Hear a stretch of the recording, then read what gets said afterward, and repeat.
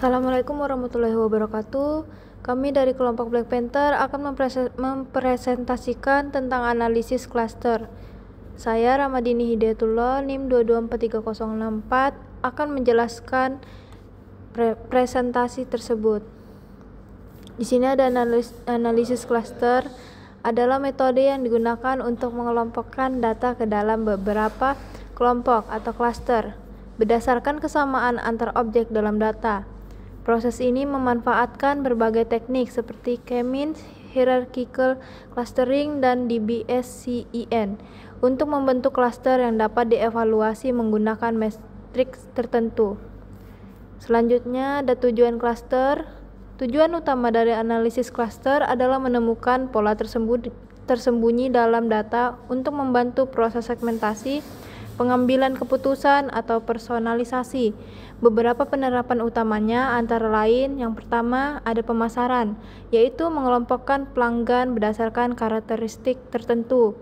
Yang kedua ada kesehatan, yaitu mengidentifikasi kelompok pasien dengan kondisi yang serupa. Yang terakhir pengolahan data, yaitu menyederhanakan analisis pada data besar. Slide selanjutnya akan dijelaskan oleh teman saya. Baik, saya Bartolomeus Mekabelen dengan NIM 2243001 akan melanjutkan ke materi selanjutnya. Klaster yang baik. Di sini, klaster yang baik memiliki beberapa karakteristik utama. Pertama, homogenitas dalam klaster. Objek dalam suatu klaster seharusnya memiliki kemiripan yang tinggi. Dua, heterogenitas antara klaster adalah setiap klaster berbeda satu sama lain secara signifikan. Baik, selanjutnya, metode analisis klaster.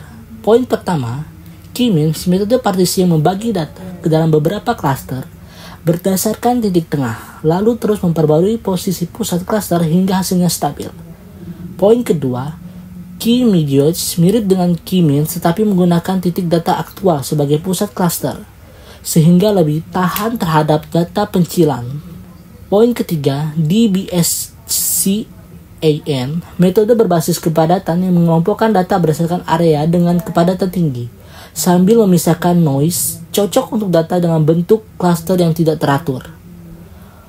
Poin keempat, partisional versus hierarki. Metode partisional membagi data langsung menjadi klaster, tetapi sementara metode hierarki membentuk klaster secara bertingkat, baik dengan menggabungkan data atau memehan klaster besar. Selanjutnya ada proses analisis klaster. Tahapan analisis klaster mencakup 1. Pemilihan variabel, menentukan variabel yang relevan untuk dianalisis. Kedua, standarisasi data, menyesuaikan skala data agar dapat dibandingkan. Ketiga, pemilihan metode clustering, memilih metode clustering yang sesuai dengan data. 4. Penentuan jumlah klaster, menggunakan metode seperti elbow method atau Likert score untuk menentukan jumlah klaster optimal. 5. Pembentukan klaster, menerapkan algoritma clustering untuk membentuk kelompok. 6. Evaluasi klaster, menguji kualitas klaster menggunakan metrik evaluasi. 7. Interpretasi hasil, menganalisis karakteristik setiap klaster untuk mendapatkan wawasan yang berguna. Baik, materi selanjutnya akan dijelaskan oleh teman saya. Saya Amelia Nur Maulidiati, NIM 2243075 akan menjelaskan slide selanjutnya. Metode pengelompokan hierarki. Pengelompokan hierarki adalah metode clustering yang menyusun data secara bertingkat dalam bentuk struktur seperti pohon. Metode pertama ialah agglomerative clustering, memulai dengan setiap data sebagai klaster individu, kemudian secara bertahap menggabungkan klaster yang mirip.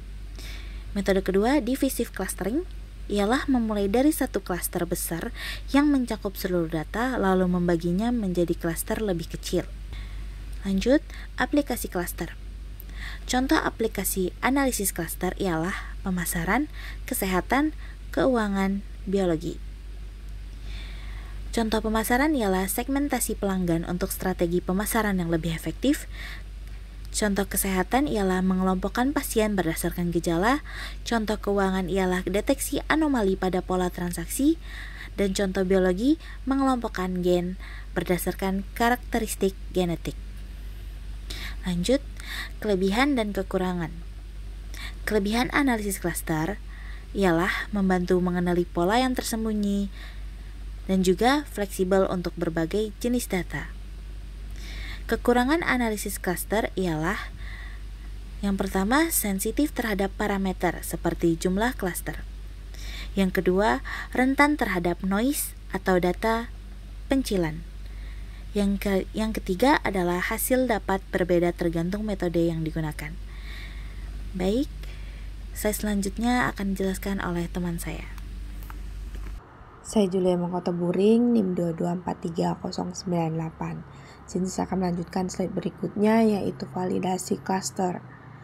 Validasi penting untuk memastikan klaster yang terbentuk benar-benar bermakna dan representatif terhadap data. Ada beberapa metode validasi. Yang pertama, Silhouette Score, yaitu mengukur seberapa baik objek dalam sebuah klaster dikelompokkan dibandingkan dengan objek di klaster lain. Yang kedua yaitu Elbow Method, yaitu menentukan jumlah klaster optimal dengan menganalisis variasi data. Yang ketiga yaitu Davis-Baldwin Index, yaitu mengukur tingkat kesamaan antar klaster dan keterpisahan klaster. Yang keempat yaitu Rand Index, untuk mengukur kesesuaian antara hasil klaster dengan label data asli atau jika tersedia. Selanjutnya yaitu slide profiling hasil klaster. Profiling dilakukan untuk memahami karakteristik utama dari setiap klaster. Langkah-langkahnya yaitu yang pertama, analisis deskriptif, yaitu menghitung rata-rata atau nilai karakteristik setiap klaster. Yang kedua yaitu identifikasi pola, yaitu mencari pola yang membedakan satu klaster dengan klaster yang lain. Yang ketiga yaitu visualisasi, yaitu membuat grafik untuk memudahkan analisis perbandingan antar klaster. Yang keempat yaitu interpretasi, yaitu memberikan makna berdasarkan karakteristik yang ditemukan. Baik, sekian presentasi dari kami kelompok Black Panther. Jika ada kesalahan kata, kesalahan pengucapan, saya ucapkan mohon maaf. Sekian dan terima kasih.